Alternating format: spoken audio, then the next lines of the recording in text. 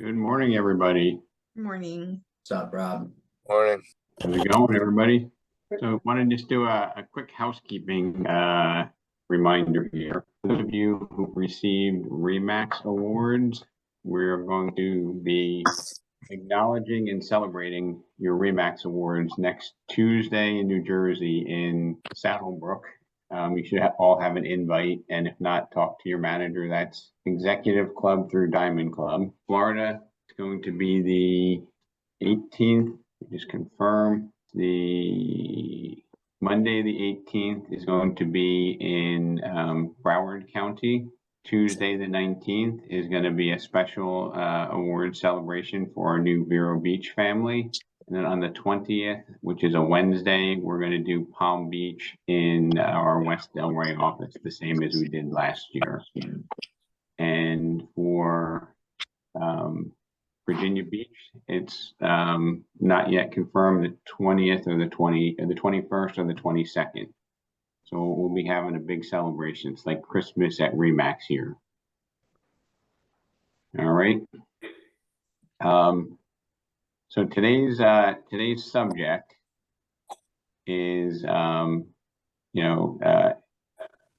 it's using language to get better outcomes. And I just have to tell everybody that I hope you get something out of these, but I will say I learn a lot in preparation for this. So it's kind of like a reverse gift for me.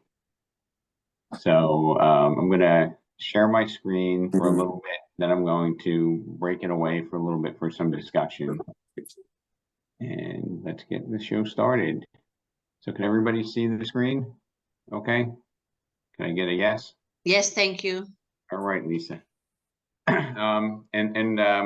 Most of you probably have heard of Dale Carnegie, and I took some material from Dale, and I also took some material from a gentleman by the name of Jonah Berger. And the subject or the premise here is how we can tactically use language to impact others and ourselves. Down. They started rambling there. What you said didn't make any sense. I'm on a call. I'm gonna mute everybody. Just unmute yourself when you want to talk. Well, I'm assuming that there will be no legislation between now. There we go. Sorry about that. So how can we tactically use language to impact others and ourselves and gain insight from language to understand our customers and our clients? Discover insightful new ways to unlock understandings we never had before. Okay, and what I want to share with you is that's just a bunch of words describing what I want to share with you. But the premise or the essence of what I'm looking to communicate or to transfer to you is the ability to influence people in a positive way to do things that are not only in their best interest, but in our collective best interest. So this is not like a sales trick. This is not a technique on how to get people to do things that they don't want to do. This is a technique. And, I'm looking at myself as like a coach. And like if I was coaching a hitting in baseball, I might say, put your stance a little closer together, choke up on the bat, don't swing at the bad pitches. This is the premise of what I'm looking to do for everybody here. My synopsis of my Dale Carnegie, which is, I think, 85, 90-year-old book, which was written called How to Win Friends and Influence People. It would be a lot easier if all of our clients, prospective clients, and people that we engage with had better relations with us. And this study here is going to give you some insight into how to get an offer accepted, how to get a client, a buyer to take the right action to get the outcome they want, how to get a seller to understand the process and trust us implicitly instead of having to learn the hard way. Anybody have young children or behave like a young child on the call? How do children learn not to touch the hot stove? Is it when you tell them, or do they normally need to touch it once before they learn? What do you think? They need to touch it once. They need to touch it once before they learn, right? Yeah. So I want to give you the ability to to gain some insight and to learn without having to get burned so many times in this business. Okay. And if you can just not overthink this and just at least let it set in when I talk to you about it. And this is an attachment to the email I sent out. Okay. So if you open up the attachment when I sent it out at first, it was blank. If you open it up now, it's exactly what you see here. The world is full of people who are self-seeking. So the rare person who unselfishly serves others has an enormous advantage. The world is full of people who are self-seeking. So the rare person who unselfishly serves others has an enormous advantage. You know, the servant leaders that we talk about and that we aspire to be all the time is a rare spot. You know, most people are self-centered and just talking about themselves, and that's not what the consumers want. Carnegie, this is Dale Carnegie, not Andrew Carnegie, understood this psychology, and he once wrote a letter saying that he was enclosing a $5 bill and omitted it, and he got responses from people he never got responses from. If you think about that, if you would have put the $5 in there and said, "Give me a call," probably wouldn't have got the call. Said, "Hey, attaches a crisp $5 bill," and it wasn't there. It elicited a call because it was unique. Okay, it turned out that this was the best response rate to any mailing his company or his peers had ever had. And it's basically thinking a little bit differently and understanding how people process things. You know, sometimes people, you say the sky is blue, they're going to say, "No, it's a little cloudy here." So if you understand people's tendencies, and I'm saying by and large, without going into, you know, understanding their disc profile, which is a much more sophisticated way of analyzing. We make friends by being genuinely interested in others. Okay. And, you know, people like to transact with people that they know, like, and trust, and they feel similar towards, not with, you know, people who appear to be stuffy corporate cogs that are going out there and just, "Hey, here's the message from the home office." Hey, Rob. Yes, sir. I don't mean to interrupt, but so you're saying he sent letters saying he was going to enclose a $5 bill and then just didn't, and like that was a method to get people to respond to be like, "Hey, this wasn't included." Is that what's happening? So it elicited a response where otherwise he could not get one, right? So if you've ever thrown stuff away, right, or you open up an email and you just trash it, right? Right. He was saying that being unique and that people were paying attention. So, hey, you know, I hope this letter finds you well. You know, I appreciate you taking the time to meet with me. Encloses a lottery ticket. I hope it's a winner. And they call you back and say you omitted the lottery ticket. Like it just gets a response. And that's just human nature. You know, I'm not saying everybody say you sent out a gift card or anything, but maybe if you're dealing with people that you don't know on a drip campaign, maybe you can say, "Hey, you know, watch this video. Hey, there's no video attached. Hey, let me tell you about it," you know? Yeah, so this is a really interesting concept, and this is why I wanted to be on this meeting, because we're testing out and playing around with our scripts and like learning what works and what doesn't. And something I have been implementing that's kind of along the lines of this thought process is right before I'm about to send somebody a contract or I'm about to send somebody listing paperwork to sign, I'll be like, "All right, I sent it," and then I've never actually sent it.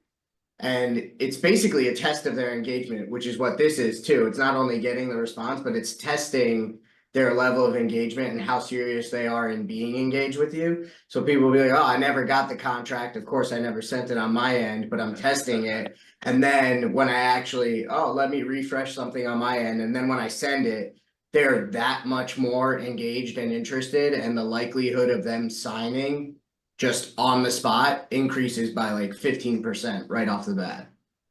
It's interesting. And look, I'm not I'm not suggesting that we do anything dishonest or, and I'm not suggesting that what you're saying is, but what you're doing is you're taking the temperature for what their level of interest is.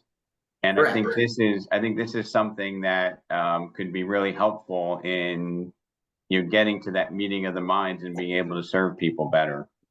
And if you ever saw the movie Men in Black and they had that little thing, a little flashy thing, and people would forget what they saw, my goal is to give you a mental strategy or a plan where you can, hit that clicker, and people are going to trust our assessment without us taking advantage of them in what the best strategy to do is. Because sometimes, people will negotiate for negotiation's sake, right? It doesn't have any bearing on what the reality is. Sometimes people will be mistrusting of us until we prove that we're worthy of their trust. And I want to get us to that second stage of a relationship. It's like a past client or somebody who's worked with us in the past. Can you close that door for me? If you work with somebody that's worked with you in the past, they're less likely to ask you questions about why are we doing this or to give you resistance. Okay, so the goal is to eliminate the resistance that improper communication might bring. Okay. Here's something that I think we all know, but I think we need to continually hear it. A person's name to that person is the sweetest and most important sound in any language. Using names make others feel close to you and reduces barriers. Start practicing nice to meet you, Niren. Put your name there instead of nice to meet you, right? And if you can use their name more frequently than less, in an appropriate way, it's going to build rapport and trust. Saying their name is a subtle and welcome compliment, and forgetting, misspelling, or mispronouncing is a critical mistake that suggests that you don't care. That's a mouthful. But sometimes, like if I meet a team of agents are thinking of coming on here and I'm just like, oh, what was the other person's name? It's really important that you remember that because that's an instant rapport builder. Okay. Be intentional and use this to your advantage to build stronger relationships. And Dale Carnegie or one of my research studies said that people donate fortunes to have buildings and parks named after themselves. Okay, repeat the name back multiple times. Right? I mean, people will donate like $1 million to have a library named after them at a university. Think about how much they like to hear their name. A typical salesperson, is a typical salesperson, in your opinion, a good listener? What do you guys think? And ladies? Yes. No, salesperson usually is No. not a good listener. They talk too much. A salesperson, Lisa, you hit the nail on the head. A typical salesperson, talks too much, sells, and doesn't listen.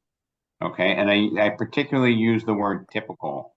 Okay, a professional salesperson, if I said to you a professional salesperson, does that invoke a different response from anybody? What was the question? Can you repeat it one more time, please? A professional salesperson, does that have a different meaning than a typical salesperson? Yes, of course. Right. So a professional salesperson is somebody that spends most of the time asking questions and making assessments and then makes recommendations. Okay. So sometimes we have to resist the urge to just spiel out information because we know it or because we spent time preparing it. We need to focus on listening. A person's individual life is the most important life, and everyone has gone through what they feel to be tough times. Okay, let them speak. And tough times in our world might be they tried to sell it on their own, right? Let them talk about it, right? A pro tip: most people are so preoccupied. Oh, this is a great one. Most people are so preoccupied with what they're going to say next that they barely listen to the other person speak. which is another critical mistake. Most people are so preoccupied with getting right what they're about to say that they barely listen to what the other person is saying when they speak, which is a critical mistake. How about that one? That's worth showing up alone, isn't it? Sure. Right? I mean, Niran, you do a lot of phone work, right? That's all I do. So if you're thinking about what you're going to say next and you're not paying attention what the prospect is saying, could that be considered a absolutely critical mistake? Absolutely. You're setting yourself up for failure. In fact, I would argue that it's better to, you don't want to think about what you're saying too late, but yeah, you definitely want to be an active listener. And in the time that you're thinking of what you're going to say or like how you're going to respond, it's probably going to be like a 3 to 4 second pause. And that pause is really valuable because maybe they're not done talking and they're just going to continue talking and give you more information that's even more useful. Not even necessarily useful from a sense of like, how do you get them to sign something, but useful in the sense of what truly are their needs and how can you cater to them. And that's how you're going to be the best salesperson. You're not really selling anything. You're just listening to what their needs are and then figuring out a solution. We're consultants at the end of the day. So there have been numerous studies where people have had excellent content and they have a consultation or a meeting and they knock the cover off the ball with the content. And they've compared that to responses from people who are excellent listeners and maybe interject just the relevant minimal amount of content. And what do you think the consumer felt was the most valuable conversations, and not by a narrow shot, but by a long shot, was when you let the customer speak. Right. So when the customer, and I've been in cases where, I've had conversations, with some individuals, and all they do is tell me about what they're doing and how this is working, how that's not working, and I'm listening. And then they're like, oh, I'm running out of time, I gotta go. And I'm like, all right, well, I hope this was helpful. It was a great meeting. And I think to myself, I have all this content that I never even got to share. It was just about listening to what they had to say on their mind. And was that a horrible meeting? I mean, maybe I didn't get to dump everything that I prepared, but I think it maybe gave some validation to what they were saying and even some validation to stuff that maybe they were frustrated with. Does that make any sense to anybody? Yeah. So it's like if you go to a listing appointment and they say, I'm ready to sign, you don't continue with the presentation. The appointment is essentially done, right? The conversation is over. We sign the paperwork. Okay. Yeah, I mean, Rob, you're very familiar with our kind of model and the things that we do. So average talk time for a phone call with a seller for me is about an hour. And as I've been continuing to perfect my script and what I say, I'm noticing more and more. A lot of these phone calls are ending with signed contracts and signed listing agreements. And I'm noticing that throughout the average talk time of 45 minutes to an hour, the percentage of me actually talking is probably less than 15%. They are talking for the majority of that conversation, and I'm just absorbing information. And then I'll talk for about 2 minutes and be like, based on what you just told me, here's the customized plan to fit your needs. And Niran, I'm going to imagine, and you can correct me if I'm wrong, but probably 80% of the conversation that you're having is pure relationship building and not value discussions about what you can do to help them out. Perhaps it's somebody that inherited a house and they're talking about their memories with their grandfather there or their grandmother, right? Correct. And that relationship building, because you couldn't possibly need 45 minutes to an hour on the phone to hone in on what we do to help somebody out, but it's that other time that matters. And I happened to catch Niran up in Morristown earlier this week, and am I quoting you correctly that you said that there was a really nice transaction that you're working on for 4 years, Years. right? 4 that years was of follow-up. 4 years of follow-up and relationship building.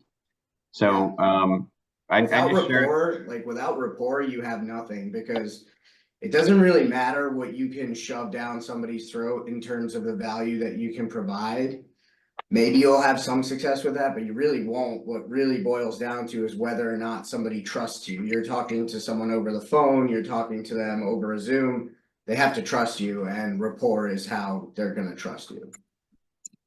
yep. Now, for all you social media folks, this is a really good little tip here. Thanks for sharing that, Niren.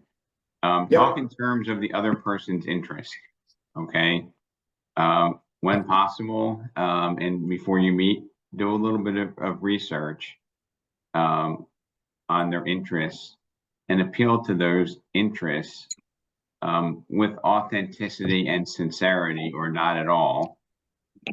I'm going to say don't feign interest, but you need to do it with authenticity and sincerity, or not at all, which makes the other person feel important. I don't know, is Renee Stone, are you on the call? I don't know, maybe not. But I know Renee has a stable, and whenever she talks to somebody about horses, it's an instant connection. And, you know, then that was a sincere, authentic interaction and connection. And there are just some things that are massive connectors of people. And if you had a clue on some of their outside interests, it might really help you. You know, there's only one way to win an argument or a debate. Who knows what that is? Quiet. Close. Who knows how to win an argument or a debate? Mm. All right, you guys got to write this down, okay? This is another, like, there's like 3 or 4 bullet points here that are worth spending the hour with me. The only way to win an argument or a debate is not to get in one. The only way to win an argument or a debate is not to get in one. If you lose the argument or the debate, you lose. If you win the argument or debate, they resent you and you lose. Does that make sense? Yeah, absolutely. I like that a lot. So, and this leads me to something that's not in my content here, but if you have rapport and you have communication skills, you can guide them to that being their own idea. If you have skills, okay, and you can guide them when that's their own idea, you are the total winner, right? Because you let them take ownership of your idea, you check your ego, where you have to say, hey, I told you that, right? I told you this is the way to go. Let them self-identify the best way to do it, and you win. We always think we need to educate, we need to speak out, we need to talk to tell them what they need to do. But what we really need to do is we need to guide them to the right conclusion, and then we're there to be the facilitator. Okay. This probably doesn't need to be said, but I'm going to say it because maybe it just resonates in your head at some point in time. Friendly begets friendly. A hostile know-it-all or a righteous attitude invites a hostile response. Friendly begets friendly. A hostile know-it-all or a righteous attitude invites a hostile response. Let that sink in. Okay. Are you still sharing your screen? I am not sharing my screen, but I'm reading. Would you prefer I share my screen? Yeah, please, because I'm like reading it. I'm trying to like type it as we can Well, see it. So Niren, you don't need to type it because it's in the attachment that you got out. But Oh, is it? Okay. Yeah. All right, that's better. Thank you. I'll gladly share it though. So Okay, cool. So friendly begets friendly. A hostile know-it-all or a righteous attitude invites that hostile response. The black car? Yeah. Let the other person feel authorship, or let them feel that the idea is their own. Here's a great one that I came across in studying linguistics. Okay. Using metaphors can have a significant impact. And, you know, I've heard politicians talk about the what's the drug from China that's killing people? Fentanyl. Fentanyl.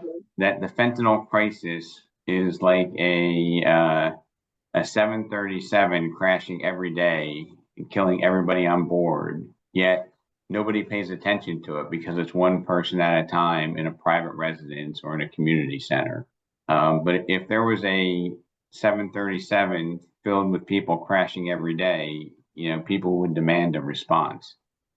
But because it's kind of invisible, it doesn't elicit the same response from the public.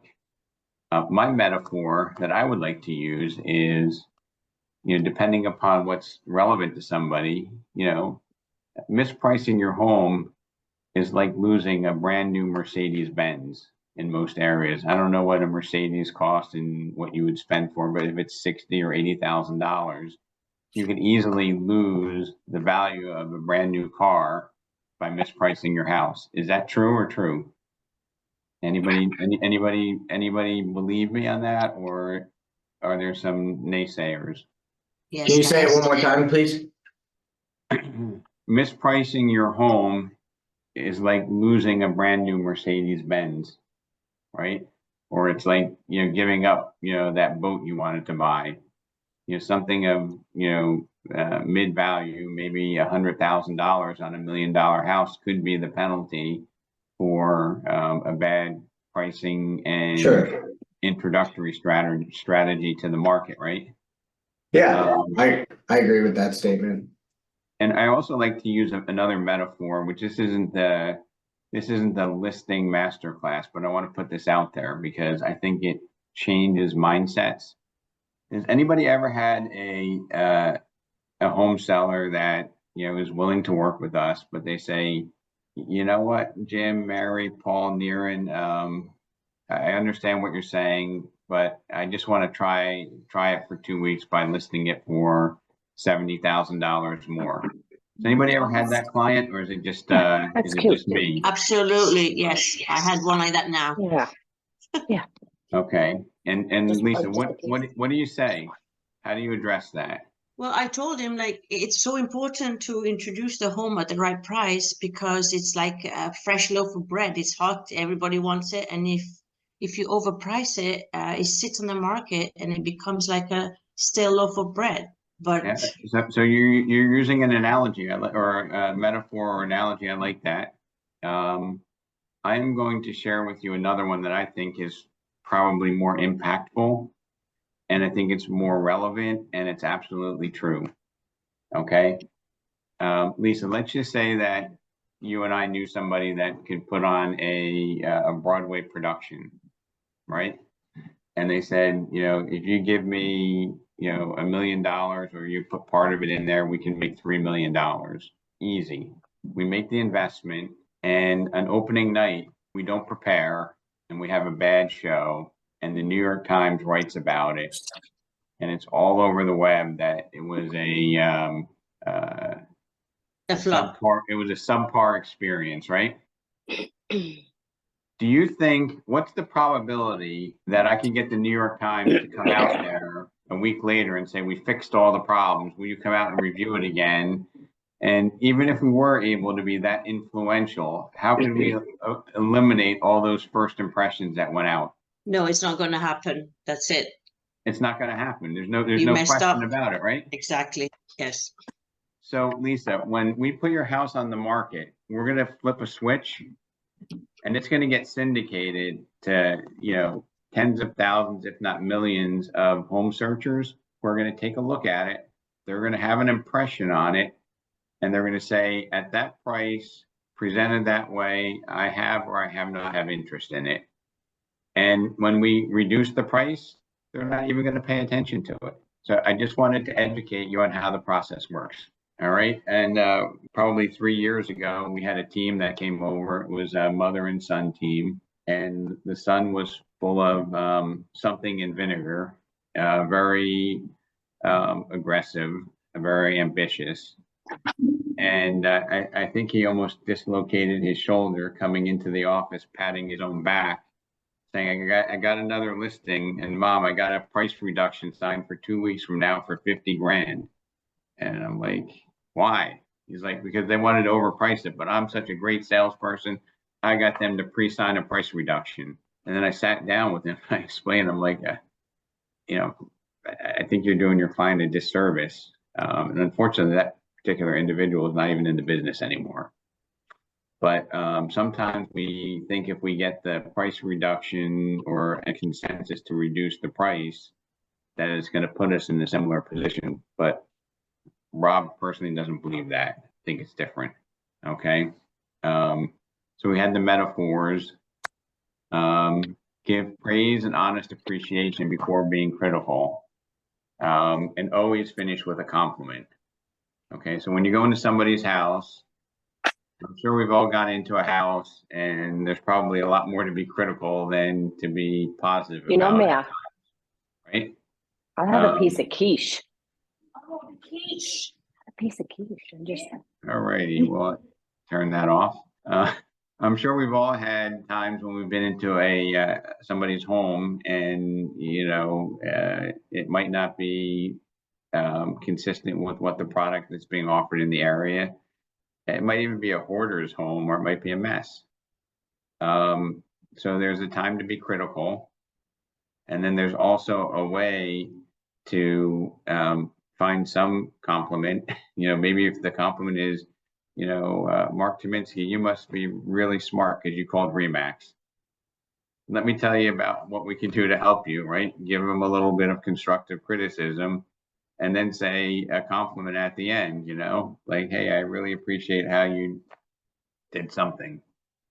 Does that make any sense? Instead of being there, being like the, oh, you know, let me walk through this. I've seen agents do this and I've coached them afterwards. They're like, let me walk through as if I was the home buyer, right? And they'll be just writing down all the things that need to be fixed or that need to be changed. Oh, that pink bedroom, we might want to change that. The green dining room, you know, let's paint it a neutral, right? But you don't provide any genuine compliments. How do you think that makes the customer feel because of our language, not because of who we are? Does that make sense? I hope silence means that you all agree. Yes, that makes sense. Of course. Now I'm going to talk a little bit about what holds understanding the power of magic words instead of influence. What holds attention, increases satisfaction, and builds relationships. And this particular professor of language at the Wharton School claims that these random phrases or theories, similarity, asking questions, eliciting emotion. He put the word agency. I'm going to talk about that later because I don't think the word is really appropriate, but I guess he was just finding a better way to describe it. Confidence and then concreteness or certainty. He claims, and maybe now is the time that we might see this, that if you can change words slightly, you can increase the response or the effectiveness by a factor of 30%. Now, if you can change little tweaks in words and then they build up over a whole conversation and you can have 30% more effectiveness, it's note-taking time, team. He used an analogy of in politics, they say, hey, you know, go vote for my candidate instead of, you know, on November 5th, you should be a voter. And to me, that doesn't have any difference. It's the same thing, but they're saying that describing people turn actions into identities. Okay, turn actions into identities. And it started with a study of infants in a daycare center. And they would say, all right, we're getting to the end of the day, you know, can you help clean up? And they compared that with who wants to be a helper, which is defining who they are, in cleaning up. And they said that if you turn the action into an identity, you get 30% more effectiveness. I'm not the scientist that discovered it. I'm not the one that said it, but it seems to make sense. If you say you have charisma versus you're charismatic, right? Seems to me to be the same thing, but saying that you're charismatic is an identity instead of describing you by your action, okay? She's a runner versus she runs. He works hard versus he's a hard worker, okay? Food for thought. You may never use it, but I want it to be in your memory banks here. And agency and identity, he also talked about using coulds versus shoulds. Coulds versus shoulds. So speaking in absolutes and definites. You know, say clearly, obviously, unambiguous, undeniable, guaranteed, precisely, essential instead of wishy-washy. Has influence and affects the ability to persuade people to buy into what you're doing. Certainty increases persuasion. And here's where Niren's going to be taking some notes. You want to avoid notes. You want to avoid hedges, okay? And this might work. This seems like a good course of action. Hedges undermine impact. Confidence and certainty equals definiteness. Certainty increases persuasion, okay? Ditch the hedge, name the uncertainty, take ownership, okay? Name the uncertainty. I'm not sure this will work versus 3 things that need to happen for this to work, okay? So I'm not sure that this strategy of cutting the price in 2 weeks will work versus, hey, there are 3 things that we need to do to get you full value for your home. First is we need to get the pricing right.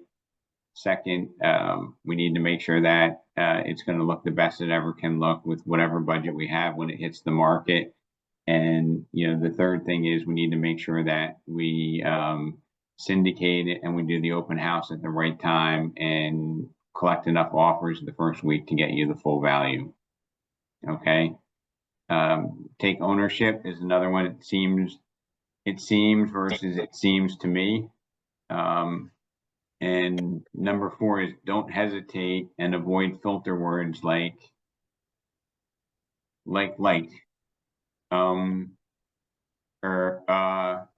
and like, you know, this professor of language said that as much as he hates it, he records his presentations, has them transcribed, and he looks for those filler words that take away from the effectiveness of our communication. And ironically, he says that pause instead of using filler words to get collaboration and buy-in helps, okay? Practice speaking and have it transcribed to identify the use of filler words. It can be painful to realize this. So when you're speaking, our nature is to fill in, you know, or when we're thinking about what we're going to say next, we might say, like, and these filler words just to have noise out there. And the silence actually has the exact opposite impact on the way people perceive our communication. Does that make sense?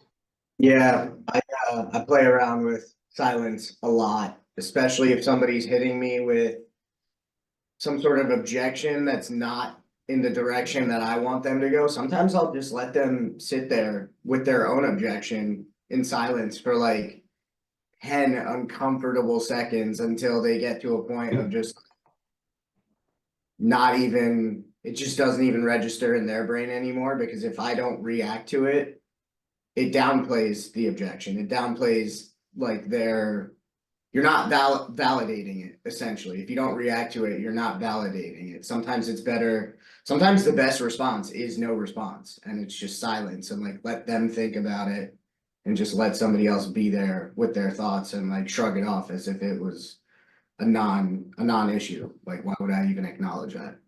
And Nero, we have a colleague of yours here that probably has the most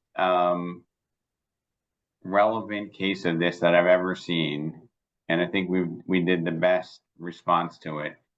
And I don't know if Mark Feingold wants to share with us the group when we had that most awkward silence that actually worked out for us.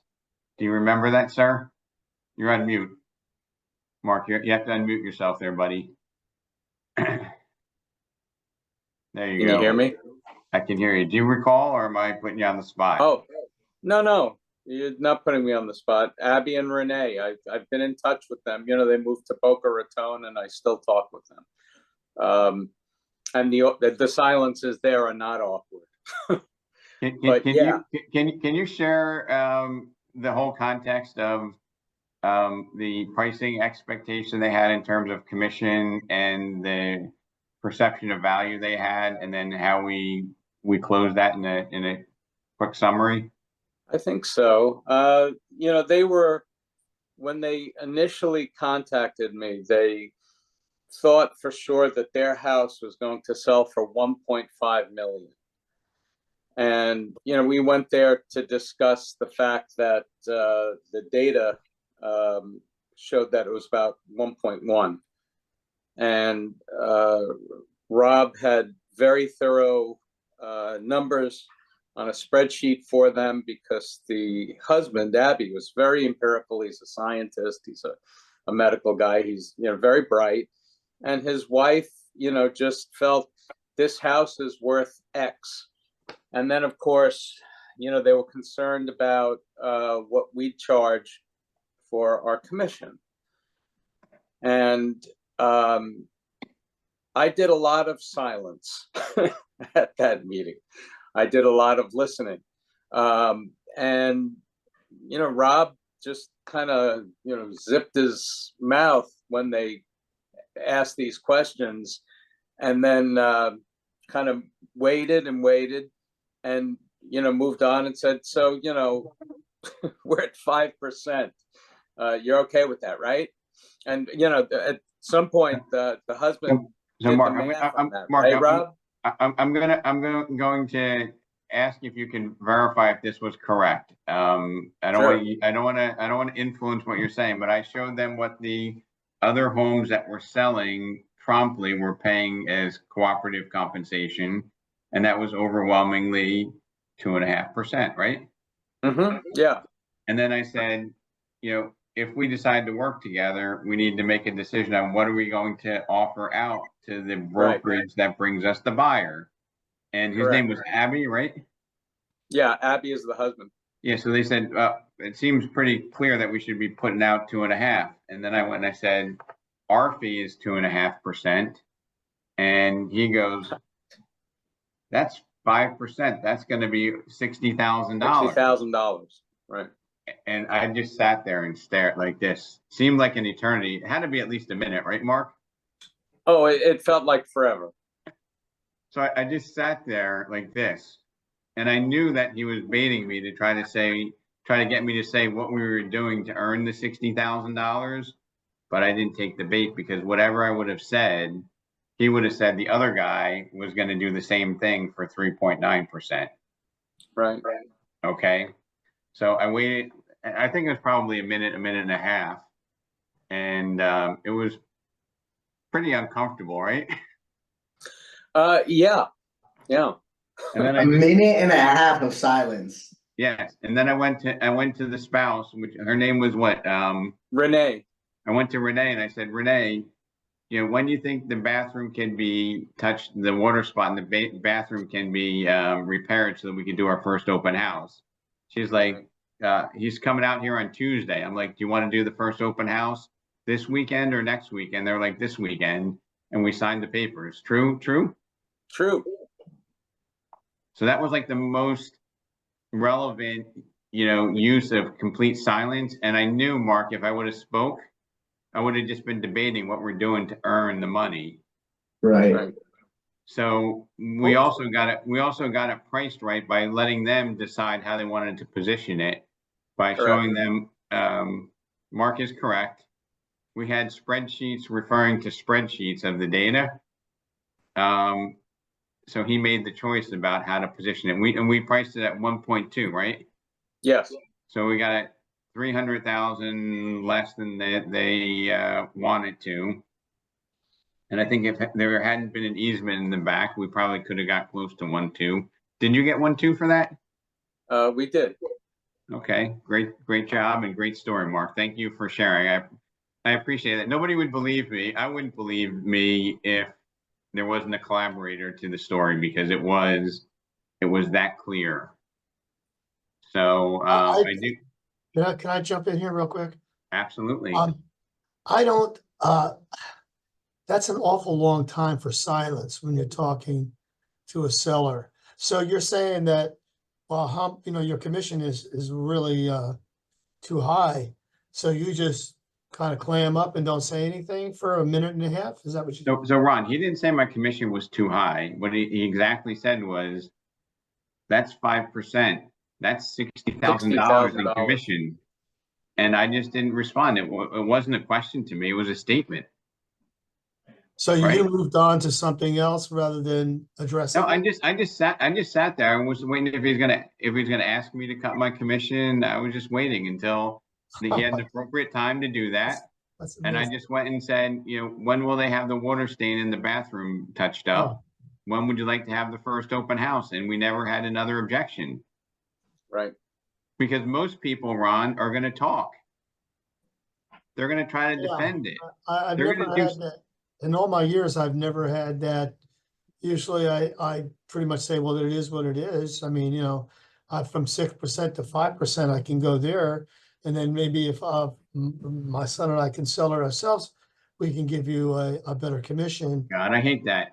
I love you, Ron, but I hate that. Well, I mean, it's something that we use if we have to. It's not that we always, like, we just sold a house at 6%. But We got a full commission on it. you know who, when you pull that trick out of your briefcase or out of your arsenal, the only one that you're impressing with that is yourself, because it's your crutch. It's your Well, crutch. Yeah, but for you to sit there for a minute or so in silence, when they kind of look at you kind of funny and say, well, what are you going to do about it? Mark, can you describe the moment? Because I think it was perfect, and I get the I like the role play. Ron, I understand the logic to it, right? I truly do. I completely get it. And I was there before in my career where I would go and try to defend it, and all I know is I'm just bailing water out of the ship, and it's not going anywhere. What do? We lost. You scared Mark off the. Oh, there he is. No, I'm here. So Mark, I thought it was perfection. I hate to say it, but I thought it was as close to perfection as you can get, and it was awkward, but it was appropriate. Yeah, I agree. And it put the onus on them to break the silence. And they did. And they're now talking to you nearly 2 years later, right? You're still in communication. Yes. Yeah, we've been invited to their house at Boca anytime we want. So It's interesting. I look at, if Mark hadn't called me and said, Rob, help me run these numbers, I would not have had this story to share with you. And that's what's great about our company, our culture, and what we do. And trust me, it's not a setup. I didn't even know Mark was going to be on the call. I would hope that would be one of the moments that we recalled, but it was just, they weren't going to pay more than 3.9%. When I'm walking up the steps, I remember Mark saying, Rob, you remember you said that we can go to 3.9 if we had to? And I told Mark, you're okay with 5%. And if you wanted to see the eyes rolling his head, like, oh, you're going to screw this one up, boss. Do you remember that too? No. I had faith. That's why I shut my mouth. But anyway, so we want to go over this in depth because it works, okay, and it's not awkward. And sometimes when we feel we need to talk, we need to resist that because we just talk ourselves into more of a debate. And let me just go back. Let me go back. Rob, there's an old saying that the one that speaks first loses. There's a reason for it. Yep. And then I'm going to go back to something I said earlier. The only way to get the best in an argument or a debate is to avoid it. Yeah, that's what I was gonna say. Is like, yeah, it might have, to Ron's point, it might be uncomfortable for that minute and 30, but that's on us as the professional. Like, it circles back to confidence and certainty. So Ron, yeah, they're gonna look at you a certain way and they're going to feel that uncomfort, and they're testing us equally to see if we feel that uncomfort. But if you sit there with confidence and certainty, that uncomfort disappears, and it's on our body language and our energy to dictate how that conversation goes. But the psychology is behind it is like, that door currently is closed, it's not open. But if you respond to that, you're validating their quote unquote questioning of our commission. And then like, once that door opens, that conversation's far more uncomfortable. So what's your body language like? So if let's just role play together, okay? You're the agent, I'm the seller. This commission, $60,000, that's a lot of money, Naren. So I more or less would do the exact same thing that Rob would do for me, and people hit me with that all the time. Because I try to get properties under contract, so it's the reverse for me, where I'm trying to get something at a discount. And the seller will hit me with that. Well, I could get, more on the market, and it's just silence. It's absolute silence. It's stoicism. I almost ignore it, and then I will let the silence go, and then I'll deflect it, and I'll be like, tell me about the windows. And just like Rob did, he deflected towards something where it's like, okay, tell me about when the water stain can be done, so that he's mentally preparing them for the next step of anticipating when they're gonna do the open house. So for me, it's like, tell me about when the windows were last replaced. Are they original? And then from a seller's perspective, they'll be like, yeah, they are original. You probably need to replace them. And without me even having to say anything, subconsciously, that's anchoring them to a lower price, because now they know that they just told me that the windows all have to be replaced in the house. So really, it's just absolute silence and stoicism, and just like ignore it, like it's a non-issue. So It's Ron, not an issue until we make it one. Ron, I'm gonna take a little pivot from what Niren is saying, and there's no right or wrong answer, but I might just say, hey, other than the commission, was there anything else that you were concerned with in our discussion? Right? And then a lot of times when you deflect it that way, and then you say, okay, other than the commission, were there any other questions that you had that I could help address? And, I might even go back and say, look, Ron, if you knew that after paying a commission that we were the right value, could you see us doing business together? Okay. And then you'd say, when would be the best day for us to introduce the home to the market? Yeah, Okay. so you sort of change the subject a little bit, and you kind of dance around a little bit. But I get that tactic. It's good to just that uncomfortable feeling, when they ask you and you just sit there. I mean, I don't know, maybe because I'm old school, but I just try to address it. But in my case, in my case, he didn't say that commission is too expensive. He just said to his wife, 5%, that's 60,000. That's a lot of money. He was baiting me. He was baiting me. He was testing my discipline. Okay, so I didn't have a question to answer. I just sat there. Yeah. Okay, if he would have said, that's a lot of money. Can you do anything better? I would have said immediately, other than the commission, what are your thoughts about our conversation? Okay, and then I would have went to overcome the commission by saying, Ron, if you knew that even after paying a commission that we represented a better value for you in netting more money, could we agree that we can work together today? Or is there anything else that I haven't addressed? Yeah, Right? So I'm making him feel more uncomfortable than he's making me feel. And it's not trickery, it's not deceit, it's not, gamesmanship. Honestly, I feel that, Mark did a ton of work to earn that money. Okay, both before and after the appointment, that he deserved to get what he earned. Okay, so I have to be in a position to defend it in the way that I'm most comfortable defending my livelihood and that of the people in our family, our team here. So I guess if you believe in what you're doing, right, and you feel comfortable not talking so much, you might find that you have a better outcome. Okay. Yeah. And this is not stuff, Ron, that we've traditionally been taught. Like, I like to put myself in the firing line and try to figure out how do I find outcomes that are more favorable and then share them to the group, because that's my passion.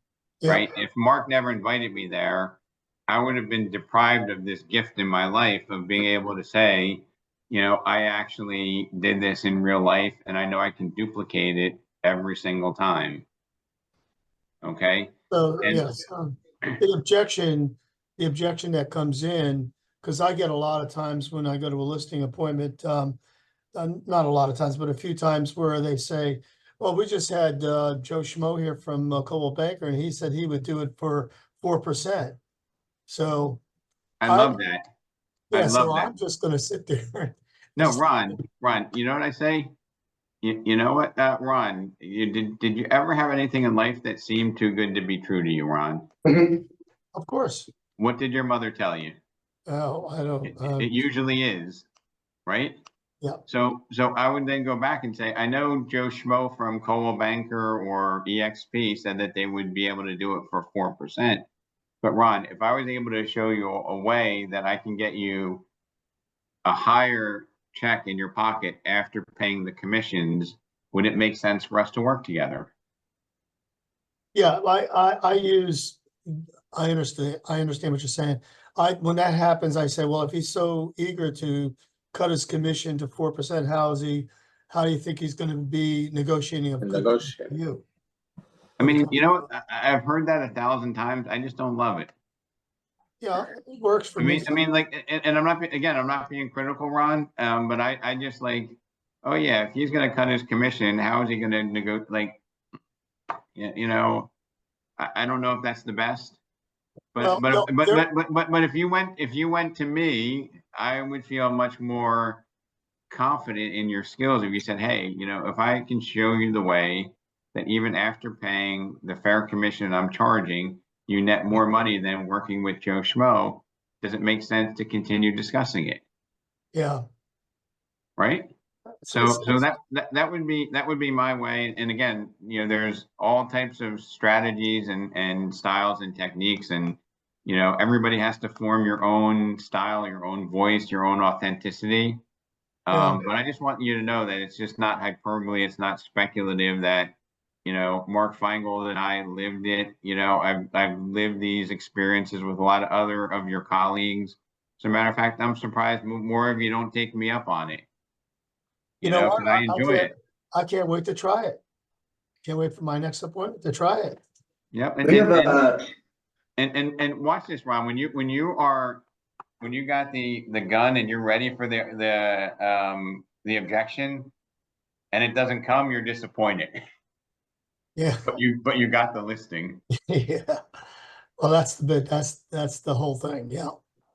So anyway, I hope that this, you at least get one or two things from this conversation. I hope you understand that this is not just talking from a textbook here. This is coming from the heart.